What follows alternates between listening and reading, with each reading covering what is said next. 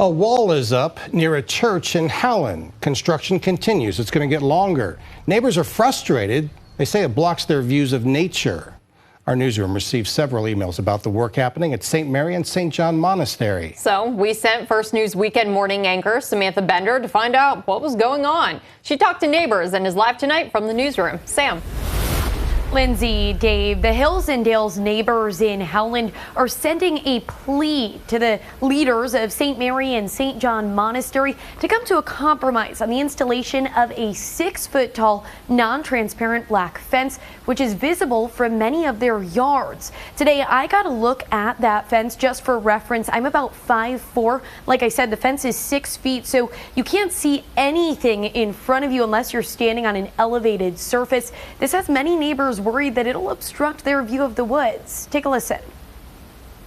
Andrew Begg has lived on Forest Hills Drive for about 12 years. One of the biggest reasons he bought the house, the backyard, surrounded by woods and wildlife. I love the trees and nature and just being in the midst of it. And we used to have deer and flocks and things come through here, and they're all gone now. He told me this 6-foot fence that St. Mary and St. John Monastery is installing is to blame.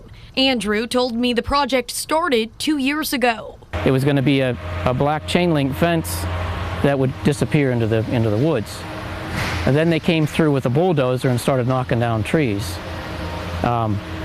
which is pretty disruptive. And then Andrew said the work stopped until this past summer. Dottie DeLeo lives right next door to him. She's been in her home for more than 50 years. Just yesterday, they were doing work in her yard, and now the fence blocks the view of the woods. I just wish they would have maybe sent us a mailer saying, you know, we're doing this for this reason, or, you know, something to reach out to us to let us know. It's just a shame that it's being done. It's covering up all the wildlife. I did try reaching out to the monastery today and couldn't get through to anyone. Their voicemail box also had not been set up yet, so I went down there to try to speak to someone in person, but was kicked off of their property.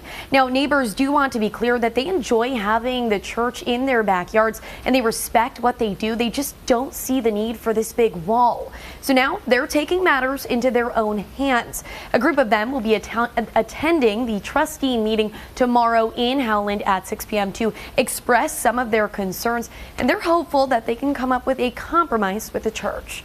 Live in the newsroom, Samantha Bender, WKBN 27 First News. Hi everyone, I'm Lindsay Watson. Thanks for watching the WKBN 27 First News YouTube channel. If you want more video news, subscribe to our channel, and don't forget to download the WKBN 27 First News app for breaking news alerts.